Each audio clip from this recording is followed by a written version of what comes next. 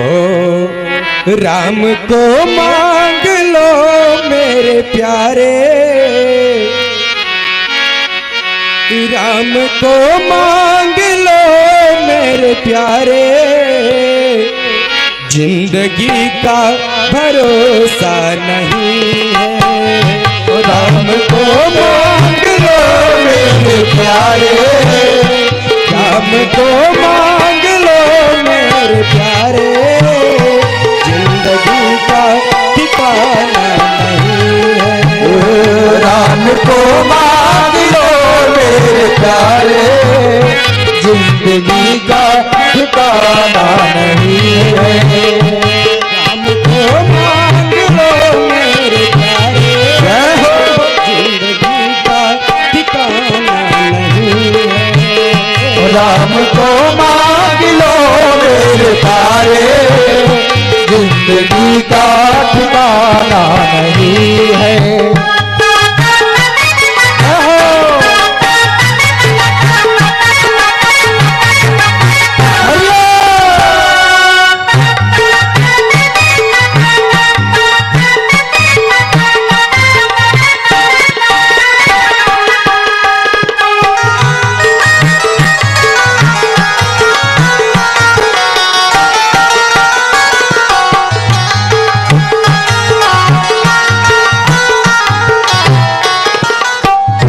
सिर्फ इनके शरण में ही तुझको, सिर्फ इनके शरण में ही तुझको, जिंदगी भर ठिकाना मिलेगा, मिलेगा जिंदगी भर ठिकाना नहीं है।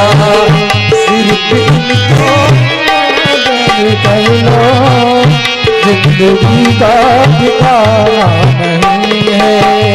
सिर्फ इनके शरण में ही तुझको, सिर्फ इनके शरण में ही तुझको, जिंदगी भर ठिकाना मिलेगा, जिंदगी भर ठिकाना मिलेगा। राम को मांग लो मेरे प्यारे, राम को मांग लो मेरे प्यारे, राम को मांग लो मेरे प्यारे, राम को मांग लो मेरे प्यारे, जिंदगी का ठिकाना नहीं है। जिंदगी का ठिकाना नहीं है।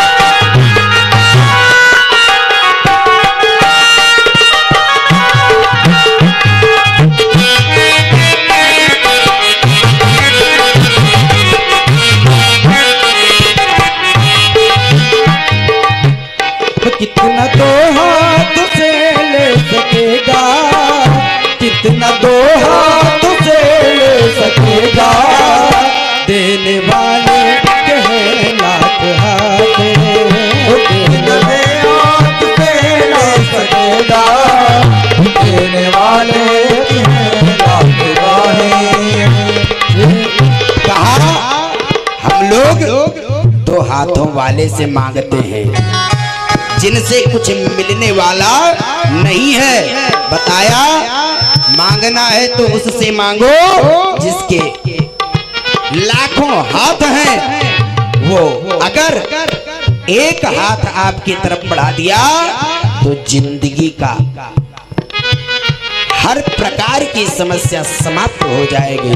तो कहा कितना तो हाथ से ले सकेगा, कितना दो हाथ से ले सकेगा, देने वाले के हैं लाख बाहें, देने वाले के हैं लाख बाहें। इनका दामन पकड़ कर तो देखो, इनका दामन पकड़ कर तो देखो, इनका दामन पकड़ कर तो देखो, के देखो, खुशनुमा सा नजारा हरि बोल मिलेगा, खुशनुमा सा नजारा मिलेगा, मिलेगा खुशनुमा सा नजारा मिलेगा। राम को मांग लो मेरे प्यारे, राम को मांग लो मेरे प्यारे, जिंदगी का ठिकाना मिलेगा, मिलेगा जिंदगी का ठिकाना मिलेगा।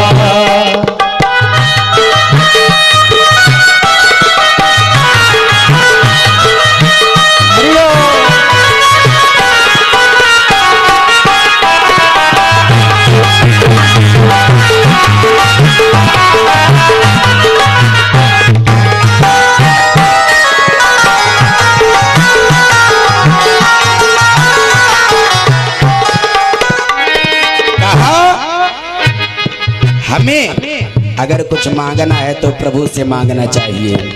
कहा जब हमारे साथ भगवान है तो हमें अकेला अपने आप को नहीं समझना चाहिए। तो कहा खुद को तन्हा समझता है क्यों तू, खुद को तन्हा समझता है क्यों तू, चर चर में है ये समाया, समाये चरिए चरिए है वो समाया। खुद को तन्हा समझता है क्यों तू, तो तन्हा समझता क्यों, जर जर में है ये समाया, समाया चरिए चरिए में समाया। खुद में आवाज देकर तो देखो, आवाज देकर तो देखो, खुद में आवाज देकर तो देखो, खुद में आवाज देकर तो देखो, कौशल्या का दुलारा मिलेगा, मिलेगा कौशल्या का दुलारा मिलेगा। राम को मांग लो मेरे प्यारे, राम को मांग लो मेरे प्यारे, राम को मांग लो मेरे प्यारे, राम को मांग लो मेरे प्यारे, जिंदगी भर ठिकाना मिलेगा, मिलेगा जिंदगी भर ठिकाना मिलेगा।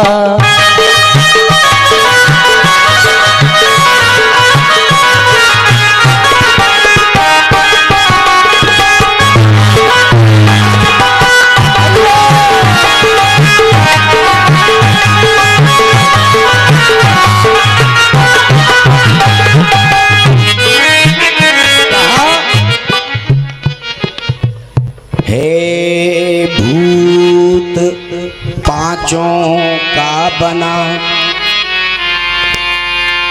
बताया हे भूत पांचों का बना, ये तन पिंजड़ा है आपका, ये तन रूपी जो शरीर रूपी पिंजड़ा है हमारा, यह पंच तत्व के द्वारा बनाया गया। कहा हे भूत पांचों का बना ये वस्त्र सुंदर आपका, बनता बिगड़ता है यही, नहीं कुछ बिगड़ता आपका, बनता बिगड़ता है यही, नहीं कुछ बिगड़ता आपका। जाते नहीं है कोई दुनिया से दूर चल के, जाते नहीं है कोई दुनिया से दूर चल के, मिलते हैं सब यहीं पर कपड़े बदल बदल के, मिलते हैं सब यहीं पर कपड़े बदल बदल के। कहा यह तन रूपी जो कपड़ा है हम लोगों का, ये समझ लीजिए एक जैसे कल बताया गया था, हमारे जीव आत्मा ने यह कपड़ा पहन करके समाज को अपना स्वरूप दिखाया, पर हम लोगों का कुछ बनने बिगड़ने वाला नहीं है, क्योंकि जो करेंगे वह दूसरे जन्म में जब हम दूसरा कपड़ा पहन करके यानी दूसरा तन पा करके जब हम आएंगे तो उसे उस तन में आकर हमें भोगना पड़ेगा।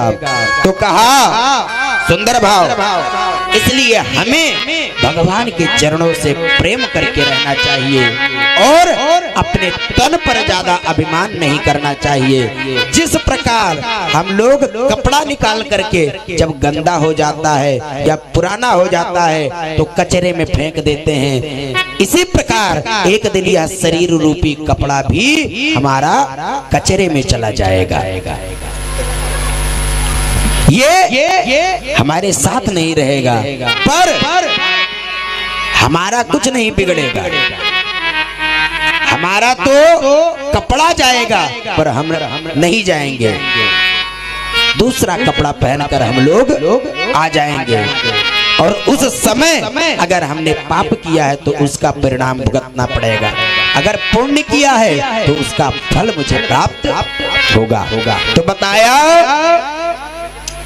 रूप नैनों में इनका बसा ले, रूप नैनों में इनका बसा ले, रूप नैनों में इनका बसा ले, रूप नैनों में इनका बसा ले।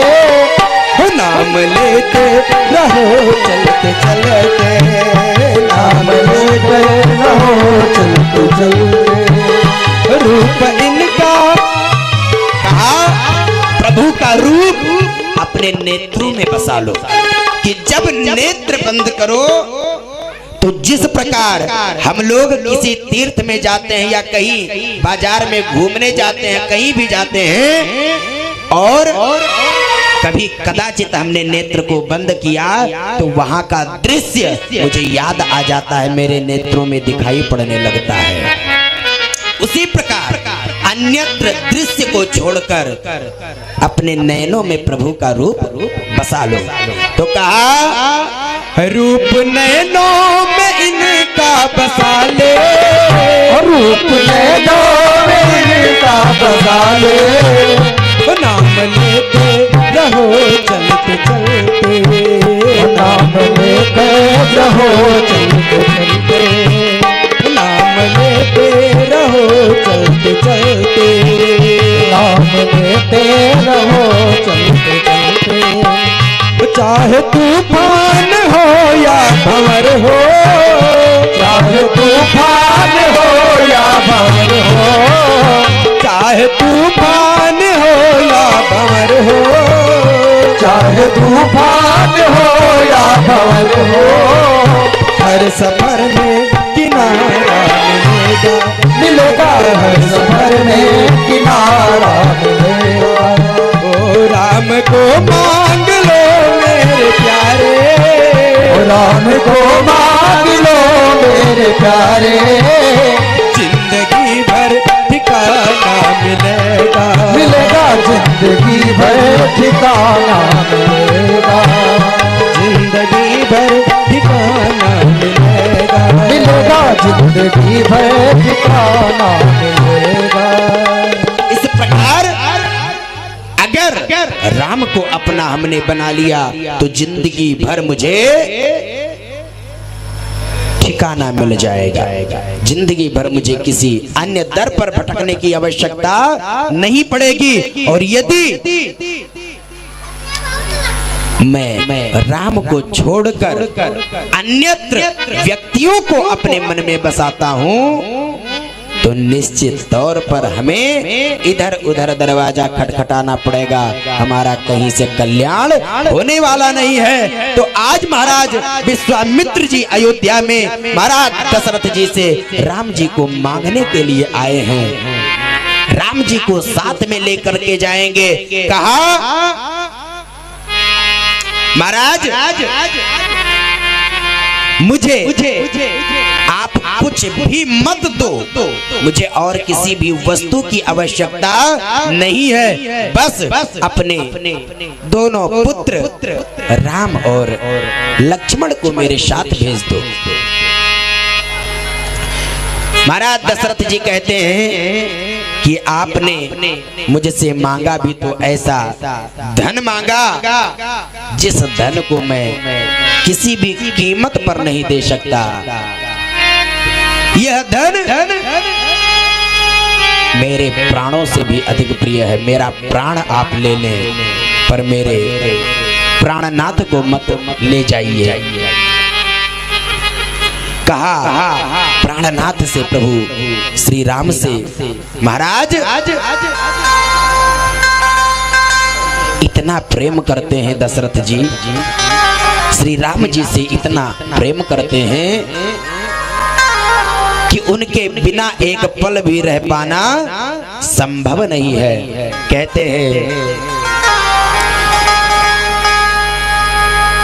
महाराज मुझसे कुछ भी और मांग लो, राम को मत मांगो। जब देखा महाराज विश्वामित्र जी ने कि इनका मोह समाप्त नहीं होता है, तो कहा आपन गुरु से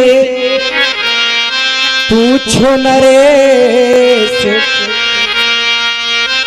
आपन गुरु से पूछो नरेश, अरे तुम्हारे गृह प्रगटे सर्वेश, अरे पूर्ण ब्रह्म सगुण भय राम मनुज तनुधारी, जगत में तुम्हारो नाम रहे। राजन हम संग भेजिए राम लखन धनुधारी, जगत में तुम्हारो नाम रहे। राजन हम संग भेजिए राम धनुष धनुधारी, जगत में तुम्हारो नाम रहे। राजन हम संग भेजिए राम लखन धनुधारी, जगत में तुम्हारो नाम रहे। राजन हम संग भेजिए राम लखन धनुधारी, जगत में तुम्हारो नाम रहे। जगत में तुम्हारो नाम रहे। जगत में तुम्हारो नाम रहे। राजन हम संग भेजिए राम लखन धनुधारी, जगत में तुम्हारो नाम रहे। राजन हम संग भेजिए राम लखन धनुधारी, जगत में तुम्हारो नाम रहे। जगत में तुम्हारो नाम रहे। इस प्रकार कहा, राजन जा करके अपने गुरु से पूछो। महाराज दशरथ जी के गुरु कौन है? तो कहा वशिष्ठ जी। महाराज वशिष्ठ जी को बुलाया और महाराज वशिष्ठ जी से पूछा, कहा इस प्रकार मेरे प्राणनाथ को मांग रहे हैं, देते नहीं बनता। वशिष्ठ जी ने कहा, राजन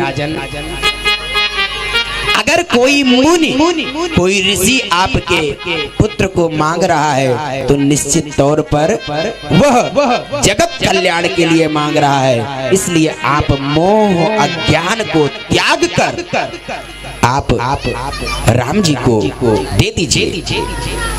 पर महाराज दशरथ जी का मोह समाप्त नहीं होता है। अंतिम में विश्वामित्र जी को कहना ही पड़ा,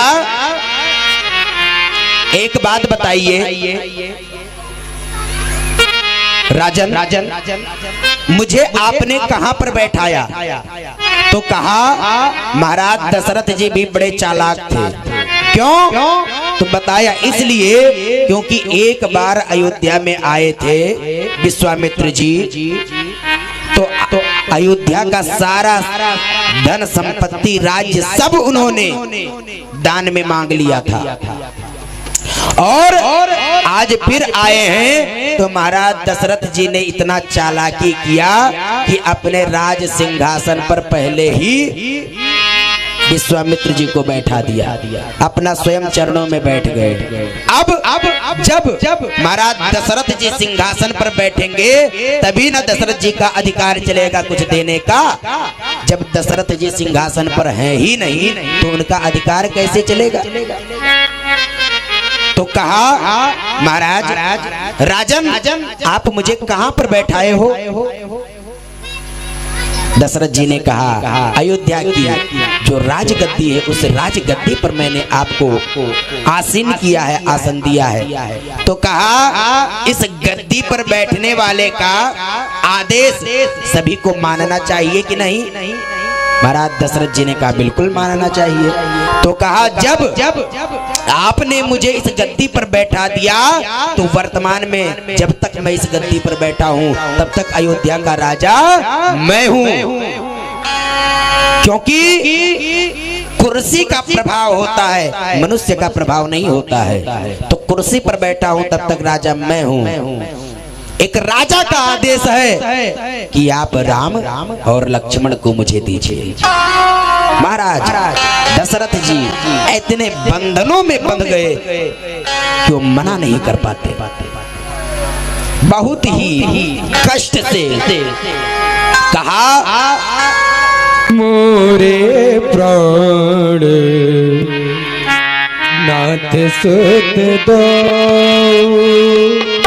मोरे प्राण नाथ सुत दो, तुम मोन पिता तुम मोन पिता आन नाई को, तुम मोन पिता आन नाई को, तुम मोन पिता आन नाई को, तुम मोन पिता आन नाई को, मोरे प्राण नाथ सुत दो, मोरे प्राण नाथ सुत दो, नाथ सुत दो, नाथ सुत दो। कहा यह दोनों पुत्र मेरे प्राण आधार हैं, इसलिए मैं आपको देता हूं, पर आज से राम और लक्ष्मण का पिता मैं नहीं आप होंगे।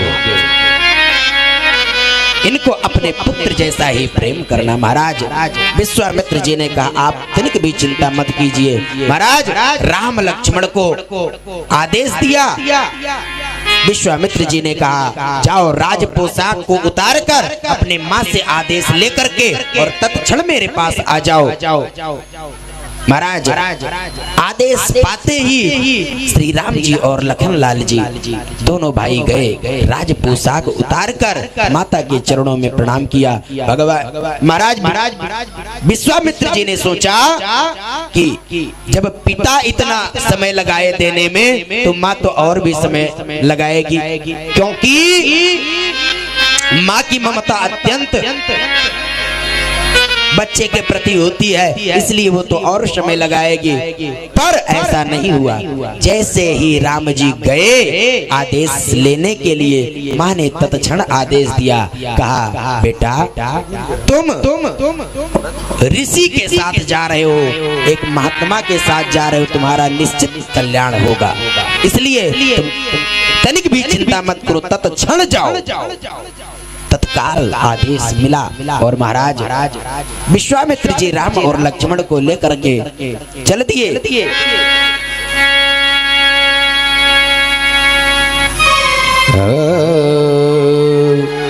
श्यामल गौर श्यामल गौर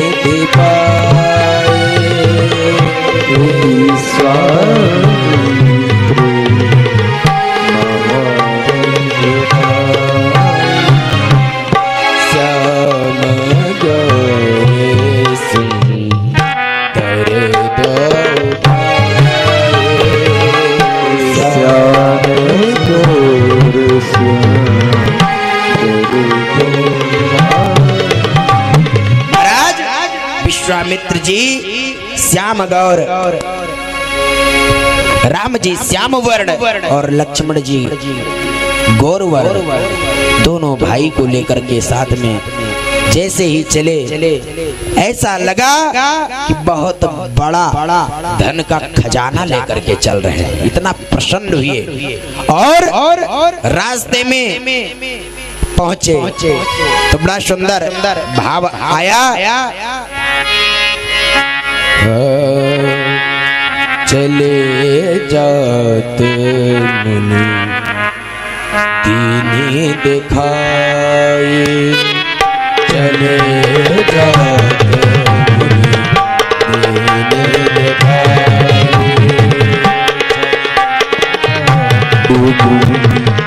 दीनी दिखाए, सुने तारे का क्रोध करि भाई, सुने तारे का क्रोध करि भाई, सुने तारे का क्रोध करि भाई, सुने तारे का क्रोध करि भाई, चले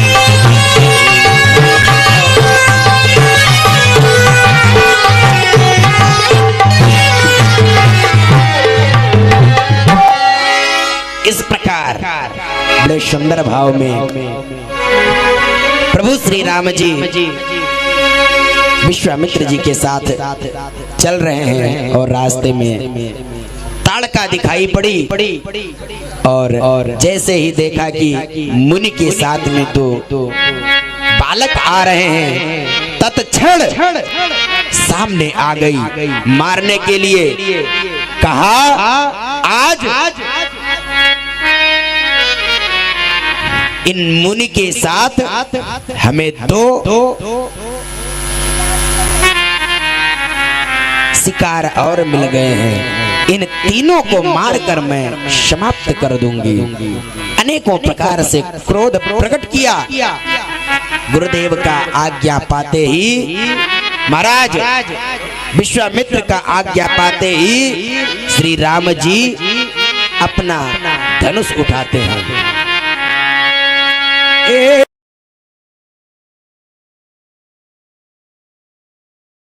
कहीं बाण प्राण है रे,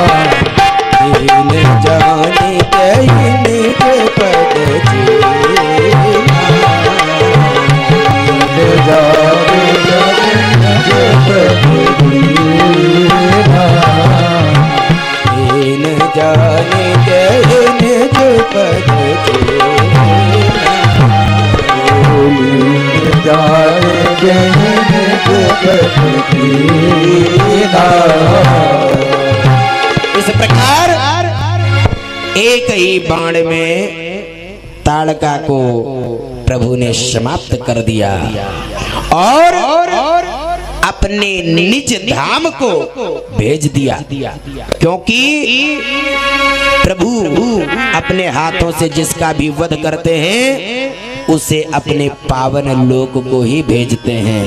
इसलिए राम जी के हाथों मरना भी समझ लो तरना हुआ। राम जी के हाथों उसी की मृत्यु होती है जो पूर्ण रूप से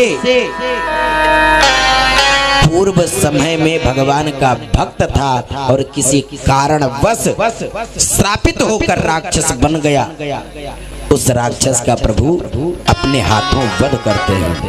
एक व्यक्ति ने एक बार कहा, महाराज जी, सनातन धर्म में आपके ग्रंथों में उल्लेख है कि आपके ऋषि मुनि महात्मा लोग बड़े क्रोधी हुआ करते थे। तनी से बात में क्रोधित होकर सबको श्राप दे दिया करते थे। मैंने कहा बात तो सत्य है आपका, सभी महात्मा क्रोधित तो जरूर हुआ करते थे। तो बोले जो एक ही बात में तत्क्षण क्रोधित हो जाए, ऐसे महात्मा को मैं मानता नहीं हूँ। तो मैंने कहा आपकी बात तो 100% सत्य है, पर एक बात मैं भी कहना चाहूंगा आपसे। बोले क्या? मैंने कहा सुन लो, मेरे संतों ने, ऋषि मुनियों ने जिनको आज तक श्राप दिया, जिनको भी श्राप दिया, उनको श्राप नहीं बल्कि समझ लो आशीर्वाद दिया। बोले कैसे, हम कैसे मान ले? तो मैंने कहा आप एक भी श्रापित व्यक्ति को ऐसा बता दीजिए कि जिसे भगवान ना मिले हो। कहा ऐसा तो कोई नहीं है। तो मैंने कहा हमारे ऋषि मुनि जिस पर अत्यंत अनुग्रह करते थे, अत्यंत कृपा करते थे, उसको श्राप देते थे। क्यों? क्योंकि प्रभु का श्राप, ऋषि मुनि का श्राप आपको प्रमाण पत्र बन करके आपके पास साबित हो जाता कि आपको प्रभु मिलेंगे ही मिलेंगे। क्योंकि अनेकों वर्ष तक लोग पूजा पाठ करते हैं, भजन करते हैं, पर भगवान नहीं मिलते। पर एक बार यदि किसी ऋषि मुनि का श्राप जिसे किसी ने भी पा लिया हो, उसको भगवान मिले जरूर। जो रावण बना पूर्व जन्म में इसको भी श्राप ही मिला था, तो ये राक्षस योनि में आया और भगवान इसका उद्धार किया। इसी प्रकार जितने भी राक्षस हैं, सभी राक्षस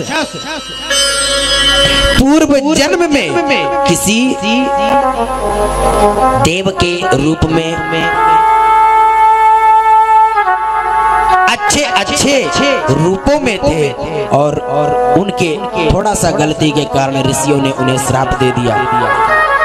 तो श्राप देने से उनको भगवान मिले और प्रभु के पावन धाम को उन्हें जाने का अवसर प्राप्त हुआ।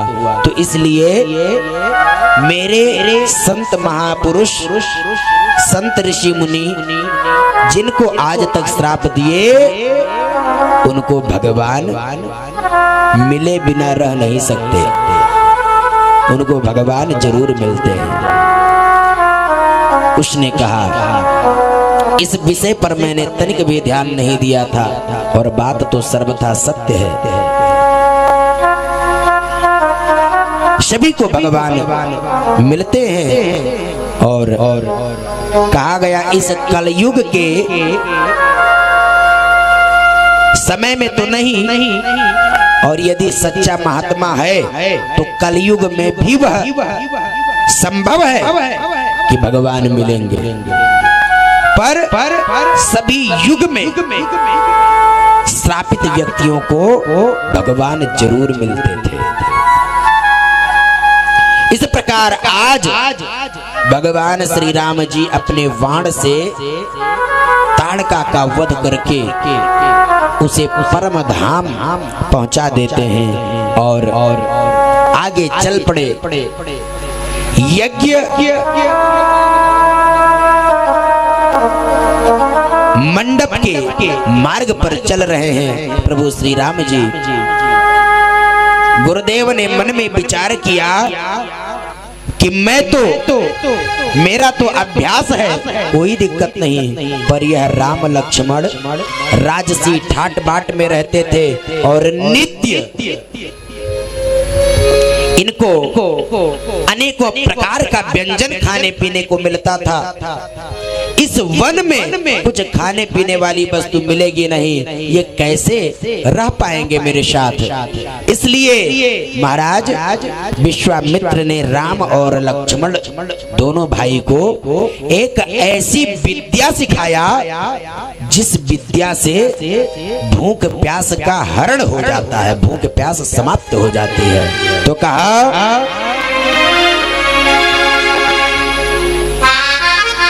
तब निज नाथ जिय चीनी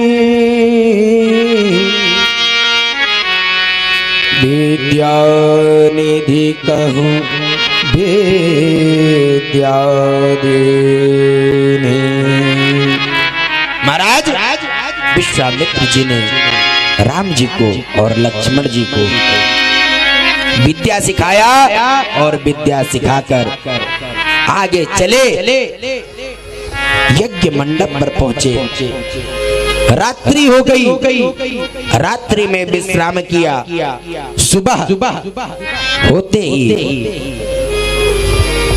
स्नान किया, संध्या वंदन करके निवृत्त हुए और प्रभु श्री राम जी अपना तरकस और धनुष लेकर के तैयार हो गए।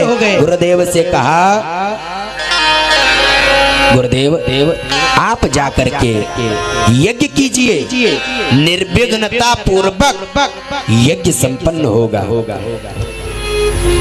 प्रातः कहा मुनि सन रघुराए, प्रातः कहा मुनि सन रघुराए, निर्भय यज्ञ करो तुम जाए, निर्भय यज्ञ करो तुम जाए। होम करने लागे मुनि जारे, होम करने लागे मुनि जारे, आप रहे मत तीरथ हारे, आप रहे मत तीरथ हारे, आप रहे मत तीरथ हारे। इस प्रकार गुरुदेव से कहा आप जाकर के यज्ञ कीजिए और मैं यज्ञ की रक्षा करता हूँ। दोनों भाई खड़े हो गए यज्ञ की रक्षा करने के लिए। जैसे ही महाराज विश्वामित्र जी हवन प्रारंभ करते हैं,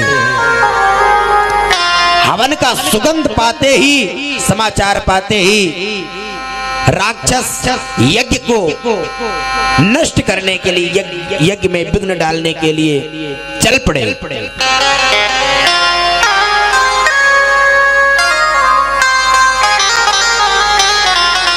सुनि मारीच शुभ निशाचर क्रोही, ले साय धाव मुनि द्रोही। बिनु फन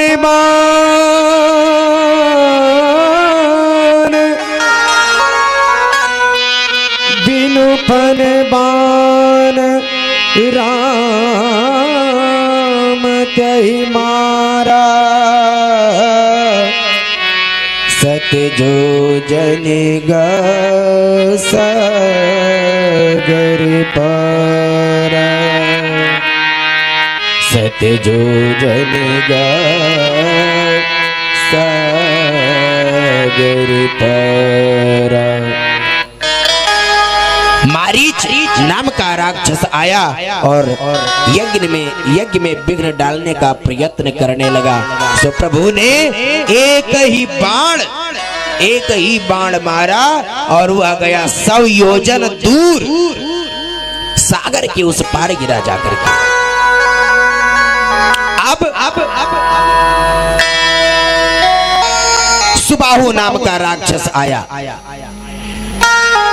पावक सरस बाहु पुनि मारा, पावक सरस बाहु पुनि मारा,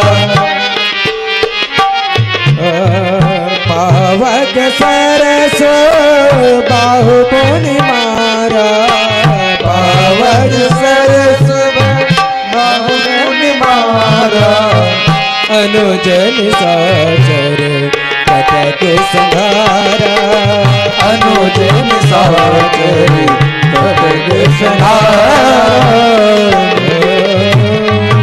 इस प्रकार प्रभु ने सुबाहु का वध किया, सुबाहु को समाप्त किया और यज्ञ पूर्ण रूप से निर्विघ्न हुआ।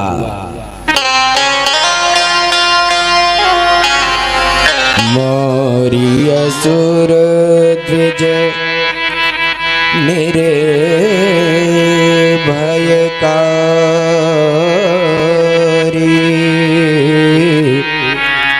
स्तुति करहि देव मुनिधारे।